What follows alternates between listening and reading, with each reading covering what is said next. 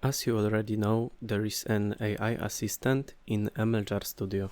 Let me show you how to set it up. Open your Python notebook, click blue marker and copy the link. Then open it in your browser. Click download and choose preferred option. Then open the file which you already downloaded. Click install to start the process. After that, open your terminal and type following command. Confirm and wait until installation is over. When it's done, close the terminal and open MLJAR Studio again.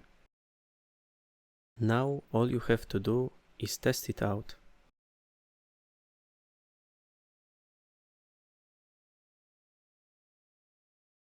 Enjoy coding!